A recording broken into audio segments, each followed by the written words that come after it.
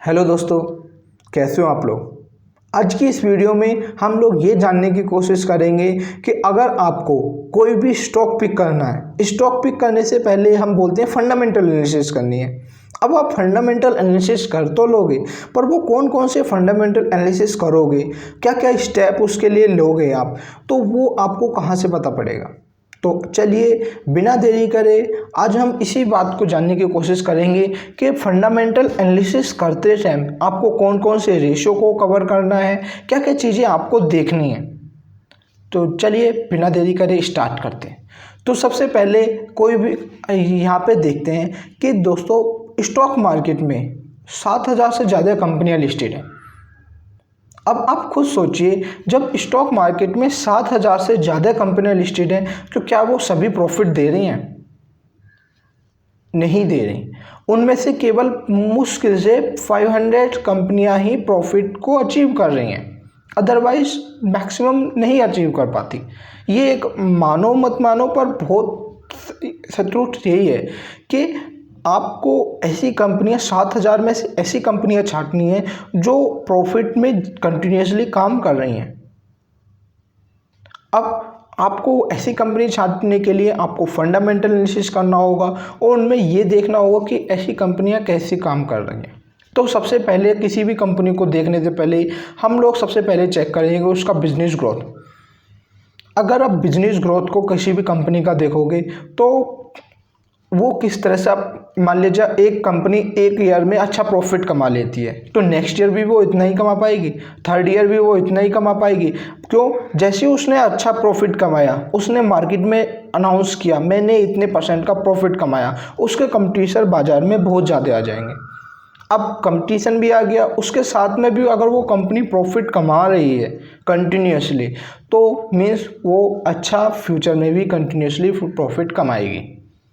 ये चीज़ हमें देखनी है कि कोई भी कंपनी कंपटीटर के होने के बावजूद भी अगर अच्छा कमा रही है तो हम उसी कंपनी में इन्वेस्टमेंट करेंगे। सबसे पहला यही है। इसके लिए हमें 2 चीज़ों को बेसिकली ध्यान रखना होता है। पहला है रिवेन्यू ग्रोथ।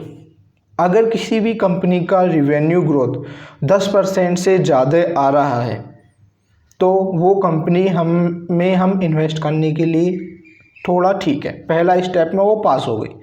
अब प्रॉफिट ग्रोथ वो भी 10% से ज़्यादा होना चाहिए। बिजनेस ग्रोथ में 2 ही मार्जिन देखे जाते हैं, प्रॉफिट ग्रोथ और रिवेन्यू ग्रोथ। इनमें कब किसी भी कंपनी का ये दोनों रेशियो 10% से ज़्यादा होने चाहिए। अगर ये दोनों रेशियो 10% से ज़्यादा हैं तो हम उस कंपनी में इन्वेस्ट कर सकते हैं, हमें उस कंपनी को इन्वेस्ट करने से कोई दिक्कत नहीं है। दूसरा रेशियो अब हम डिस्कस करते हैं, वो है बिजनेस क्वालिटी।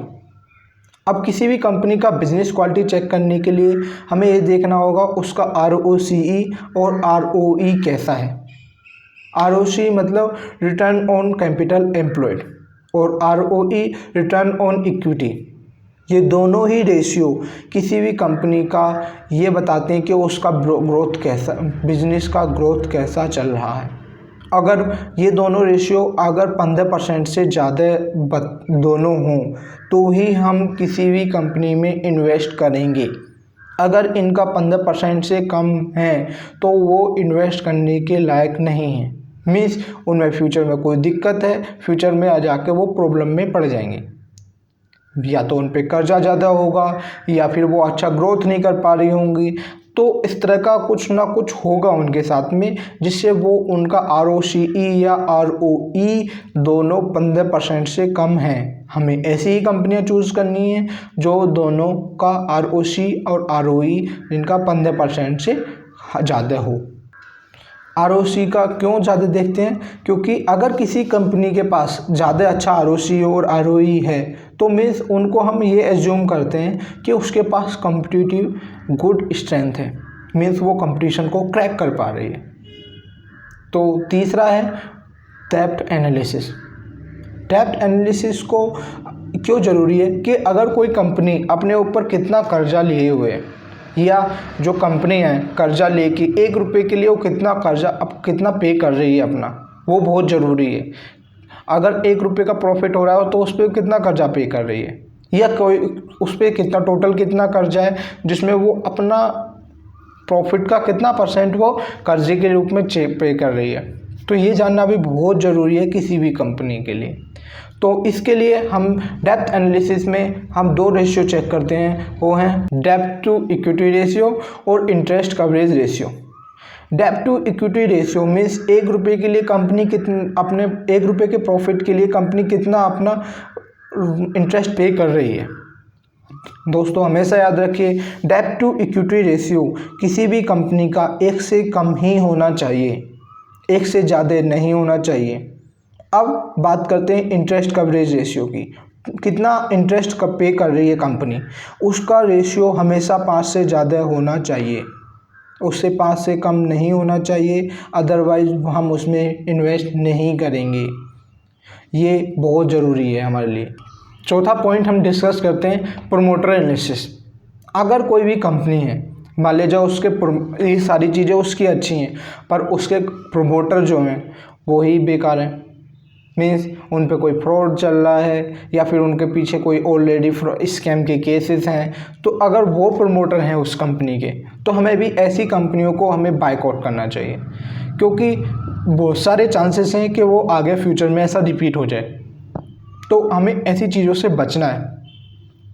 तो इसके लिए हमें कोई भी प्रमोटर है, जैसे हमें मालूम पड़ जाए किसी भी कंपनी का XY नाम पर्सन प्रमोटर है या इसके इतने प्रमोटर हैं इस कंपनी के, तो हमें उनका नाम लिख के XY गूगल पे सर्च करना है, XY in scam, XY fraud, XY any cases, कोई भी केसेस हो उनके ऊपर, क्या क्या केसेस चल रहे हैं उनके ऊपर, कितने पिटीशन फाइल हैं उनके ऊपर, ये सारी चीज़ें हमें चेक करनी है कि वो उन लोगों के ऊपर जो उसके कंपनी के ओनर हैं उनके ऊपर या प्रमोटर हैं उनके ऊपर कितने केसेस चल रहे हैं, उनके ऊपर कितने फ्रॉड के इल्ज़ाम हैं। तो अगर आपको उनके पास फ्रॉड है तो आपको आइडिया लग जाएगा, उन कंपनियों में आप ऑलरेडी नहीं जाओगे। ये चीज़ें आपको गूगल पे ईजीली मिल जाएंगी। उस पर्सन का नाम लिखना है और उस पर डायरेक्ट सर्च करना है कि उसके ऊपर XY पर्सन नेम और फ्रॉड XY पर्सन नेम और उसके नाम पे स्कैम। तो इस तरह से करके आप उनके फ्रॉड और उनके जो उन पर जितना भी उन्होंने इलीगल काम कर रखा है वो सारा आपको पता पड़ जाएगा, और पता पड़ जाएगा तो आप उनमें इन्वेस्टमेंट नहीं करोगे। 5वां सबसे लास्ट और इम्पोर्टेंट है कोई भी किसी का वैल्यूएशन चेक करना। वैल्यूएशन बोले तो PE रेशियो और PEG रेशियो। PE रेशियो में हम चेक करते हैं बेसिकली किसी कंपनी का 1 रुपये के प्रॉफिट के लिए हम कितना उसको पे कर रहे हैं, और PEG रेशियो में हम बेसिकली चेक करते हैं कि जो प्रॉफिट ग्रोथ है वो ओवर वैल्यू है या अंडर वैल्यू है। अब PE रेशियो जो है वो हमेशा 25 से कम होना चाहिए और PEG रेशियो हमेशा 1 से कम होना चाहिए। ये थे 5 इम्पोर्टेंट पॉइंट जिसके बेस पे हम ये कह सकते हैं कि कोई भी कंपनी अच्छी है या कोई भी कंपनी में इन्वेस्ट स्टॉक नहीं लेना है। अब दोस्तों ये सारी चीज़ें हमने एनालिसिस कर ली, हमें कुछ गुड कंपनियां मिल भी गई, मिल तो बहुत सारी जाएंगी, आपको ऐसा नहीं है मिलेंगी नहीं, मिल जाएंगी, बहुत अच्छे से मिल जाएंगी, आपको मिल भी गई, मिल जाएंगी। अब मिलने के बाद में आपने स्टॉक उनका जाते ही खरीद डाले, ये भी नहीं करना है। आप उनको ये चेक करो उस टाइम पे वो कंपनी ओवर वैल्यू तो नहीं है, मीन्स उस कंपनी का शेयर का प्राइस ऑल टाइम हाई पे तो ऑलरेडी नहीं चल रहा या फिर बहुत ज़्यादा हाई पे नहीं चल रहा होना चाहिए। ये सब चेक करना है। हम लोग क्या करते हैं, हमने सारा कुछ इतना एनालिसिस कर लिया, हम खुशी खुशी में डायरेक्ट जाते हैं और पहले में उसका स्टॉक खरीद डालते हैं। अब हमने स्टॉक तो खरीद लिया, स्टॉक खरीदने से हमें कोई नहीं रोक सकता, पर उस कंपनी का थोड़े टाइम बाद शेयर का जो प्राइस है वो डाउन हो गया, अब हमें फिर भारी नुकसान हो गया। तो हमें ऐसा भी नहीं करना, हमें उस कंपनी का तब तक वेट करना है जब तक उसका स्टॉक का प्राइस अंडर वैल्यू नहीं हो जाता, तब तक हमें आराम से देखते रहना है। जब उस स्टॉक का प्राइस अंडर वैल्यू नहीं हो जाता तब तक हमें उस कंपनी का स्टॉक बाई नहीं करना। जब उस कंपनी का स्टॉक अंडर वैल्यू हो जाए या फिर हमें और कंपनी सर्च करनी है जो ऐसे ही अच्छी हो और उसका स्टॉक प्राइस अंडर वैल्यू हो, तभी हमें दूसरी कंपनी खरीदनी है। या उसका स्टॉक खरीदना है तब तक, अदरवाइज़ हमें किसी भी कंपनी का स्टॉक नहीं खरीदना जब तक अंडर वैल्यू ना हो। ओवर वैल्यू में हम लोग लॉस खाएंगे, हमें नहीं खरीदना। तो thanks for watching this video. I hope you gain something from my this video. Thank you.